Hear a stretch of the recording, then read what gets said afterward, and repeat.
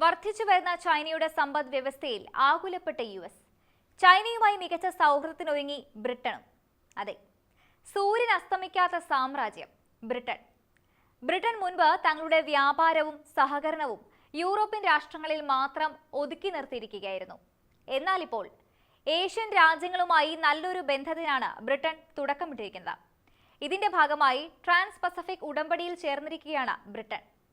European union വിട്ടതിന് ശേഷം ഈ മേഖലയിലെ ബന്ധം കൂടുതൽ ആഴത്തിലാക്കാനും ആഗോള വ്യാപാര ബന്ധം സ്ഥാപിക്കാനും ശ്രമിക്കുന്നതിനാൽ ജപ്പാൻ, ഓസ്ട്രേലിയ, കാനഡ എന്നിവ ഉൾപ്പെടുന്ന ട്രാൻസ് പസഫിക് വ്യാപാര കരാറിൽ ബ്രിട്ടൻ 12ാമത്തെ അംഗമായി. ട്രാൻസ് പസഫിക് പങ്കാളിത്തത്തിനായുള്ള സമഗ്രവും പുരോഗമനപരവുമായ കരാറിൽ ചേരുമെന്ന് ബ്രിട്ടൻ കഴിഞ്ഞ വർഷം പ്രഖ്യാപിച്ചിരുന്നു.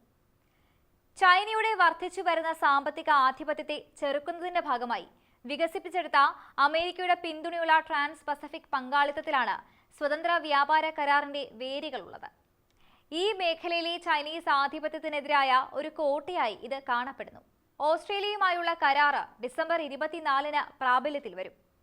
ഈ ഉടമ്പടി മലേഷ്യയുമായും ബ്രൂണയുമായും ബ്രിട്ടന്റെ ആദ്യത്തെ സ്വതന്ത്ര വ്യാപാര ഇടപാടുകളെ പ്രതിനിധീകരിക്കുന്നു.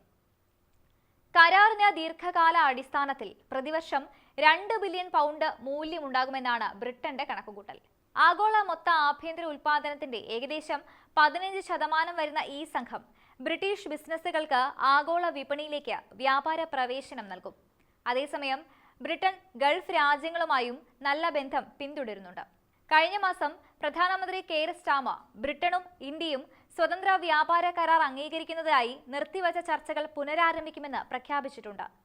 ബിസിനസ് ആൻഡ് ട്രേഡ് ഡിപ്പാർട്ട്മെന്റ് അടുത്തിടെ പ്രസിദ്ധീകരിച്ച കണക്കുകൾ പ്രകാരം 2024 അവസാനം വരെയുള്ള 4 പാദങ്ങളിൽ ബ്രിട്ടന്റെ 5ാമത്തെ വലിയ വ്യാപാര പങ്കാളിയാണ് ചൈന.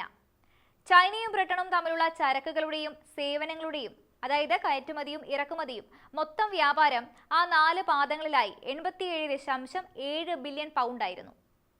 ലേബർ പാർട്ടിയുടെ 2024 പൊതു തെരഞ്ഞെടുപ്പ് പ്രകടന പത്രികയിലാണ് ബ്രിട്ടന്റെ നിലപാട് ആദ്യം വ്യക്തമാക്കിയത്.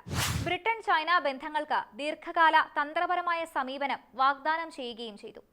2024 നവംബറിൽ നടന്ന G20 ഉച്ചകോടിയിൽ പ്രധാനമന്ത്രി Keir Starmer Chinese president Xi ജിൻപിങ്ങുമായി കൂടിക്കാഴ്ച നടത്തിയിരുന്നു. രാജ്യങ്ങൾ ക്രിയാത്മകമായി ഒരുമിച്ച് പ്രവർത്തിക്കേണ്ടതിന്റെ പ്രാധാന്യം, പ്രത്യേകിച്ച് പരസ്പര താൽപര്യമുള്ള മേഖലയിൽ ഗ്രീൻ എനർജി പോലുള്ളവ കെയർ സ്റ്റാമർ ഊന്നി പറഞ്ഞു.